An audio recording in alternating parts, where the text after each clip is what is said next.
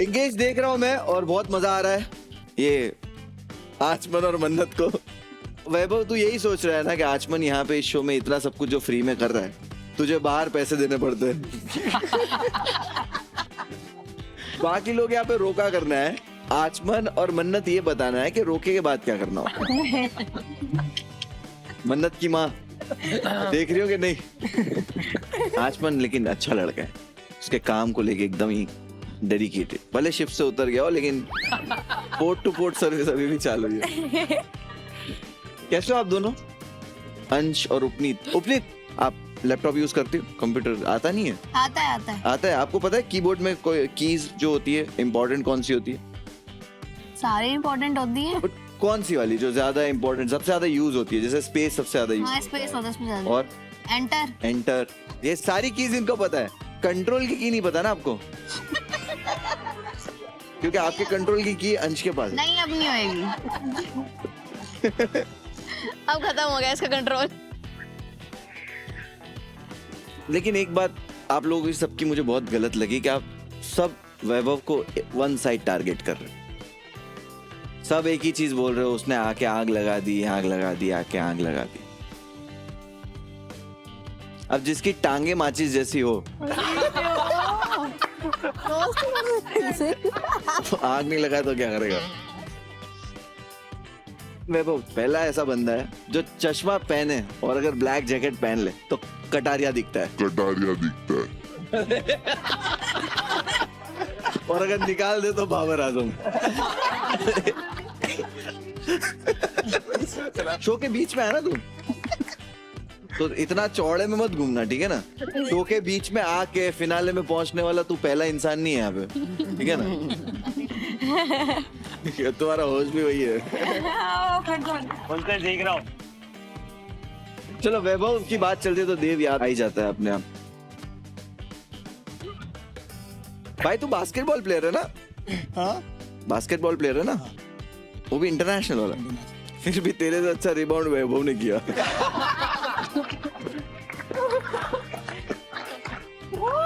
उन्नति शो से बाहर हो गई थी, फिर तुम वापस आई, फिर देवकरण के लिए अपनी फीलिंग्स बताई। उसने भी हाँ बोल दी, बास्केटबॉल प्लेयर है ना, कुछ चाहिए हाथ में। उन्नति तू किधर से आई? कॉर्पोरेट से। अच्छी खासी जॉब होगी ना? मुझे तो ये लग रहा है, इसको देखता हूँ तो मैं इसको यही लगता है कि इसने ऑफिस से छुट्टी क्या बोल के ली होगी कि बॉस सुनो मैं जा रही हूँ एक शो पे शादी करने 17 बीच। कितने कंटेस्टेंट थे? 16। मैंने 17 बोल दिया। ठीक है ठीक है ठीक है, 16 ही।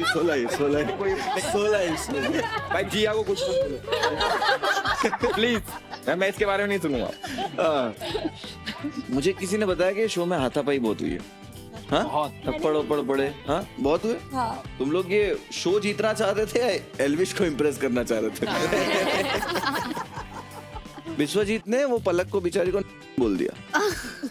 निखिल को कितना बुरा लगा होगा। वो सोचो एल्विश को कितना बुरा लगा होगा कि इधर सामने और मैं पहचान नहीं पाया। रह गया यही। यश कौन है? अरे कैसे हो भाई? लोग ऐसे पूछते ना कि ए के बाद क्या आता है, तो सब क्या कहते हैं? B C. आप क्या बोलते हो? ए के बाद क्या आता है? अंकल आंटी क्लूलेस जितने भी यहाँ बैठे, लेकिन यहाँ सब अपना अपना सेकंड चांस ढूंढने आए और मुझे नहीं लगता सेकंड चांस का बढ़िया ब्रांड एम्बेसडर मेरे सिवा कोई है। अभी यहाँ पे आज आपका रोका हो रहा है, ठीक है? माहौल है, संगीत वंगीत भी होने वाला है, तो शुरू करें। कुछ कहानियां प्यार से नहीं हिम्मत से शुरू होती है। जब पूरी दुनिया मूव ऑन करने को कह रही हो और तुम फिर भी वहीं खड़े हो। उसने कभी जल्दी नहीं दिखाई, कभी अपना हक नहीं जताया, बस रोज चुपचाप ये दिखाया कि अगर हिमांशी पलट कर कभी देखेगी तो उसे वैभव वहीं मिलेगा।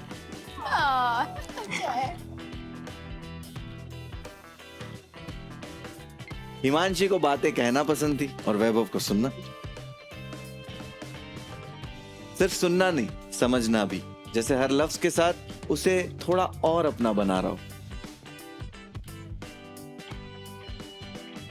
बीच में लोग आए, बातें हुई, मजाक भी बनाया, सवाल भी उठे, लेकिन जो इन दोनों के बीच था उस पर कभी कोई असर नहीं पड़ा।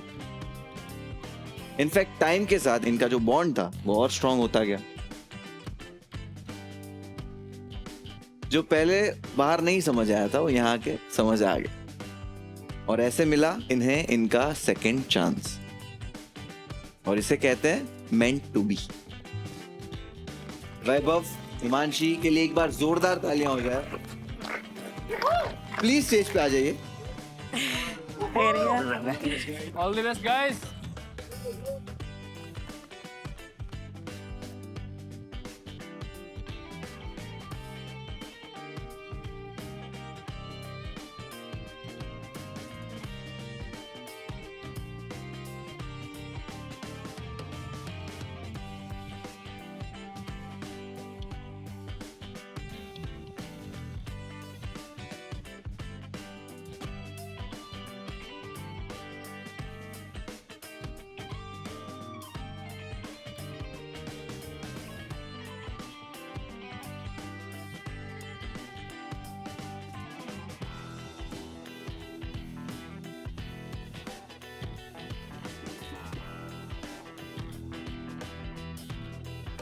क्या बात, मानसी वैभव क्या ही अच्छे लग रहे थे तुम दोनों भाई, बहुत अच्छा करा। क्यूट लग रहे थे, क्यूट। वैभव के फादर ने पूरे 32 दांत दिखा के ऐसे देखो क्या ही लग रहे हैं। खुश थे वो, काफी खुश थे। कैसा लगा आपको अपनी बहू और बेटे का डांस?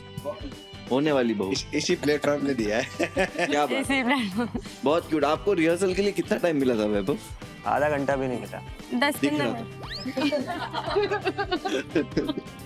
बट बहुत क्यूट लग रहे थे। एक बार जोरदार तालियां। Thank you. वैभव, हिमांशी, आ जाइए, आप अपनी जगह पे बैठ जाइए। अभी आते हैं आचमन और मन्नत।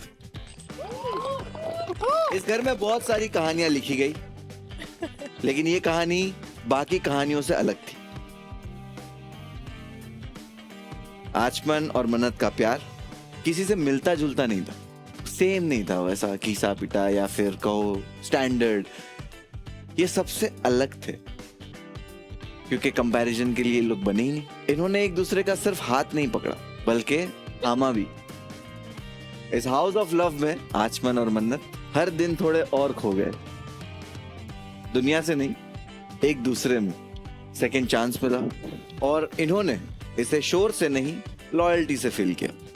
हर दिन ये याद दिलाया कि अट्रैक्शन सिर्फ शुरुआत होती है, पर टिकता सिर्फ वो है जहां रिस्पेक्ट भी होती है। कुंडली हो या किस्मत, फैमिलीज हो या फ्यूचर, सब कुछ इनके फेवर में गया। ये अकेला एक ऐसा कपल है जो पहले ही दिन से एक दूसरे के साथ। ये लोग चंडीगढ़ में एक दूसरे से 1 किलोमीटर दूर रहते, लेकिन दिल पास आए इनके यहाँ पे एंगेज में। और ये कहानी इसलिए परफेक्ट नहीं है कि ये फ्लॉलेस थी, ये इसलिए परफेक्ट है क्योंकि इस कहानी में दोनों ही हीरो है।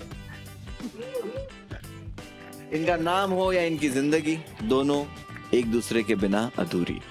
आचमन एंड मन्नत, हैशटैग आचमन। एक बार जोरदार तालियां हो जाए आचमन और मन्नत के लिए। तो रोका के लिए जो रेडी है हमारे लव सीकर्स, उनको बुलाते हैं स्टेज पे। मन्नत, आचमन, आ जाइए।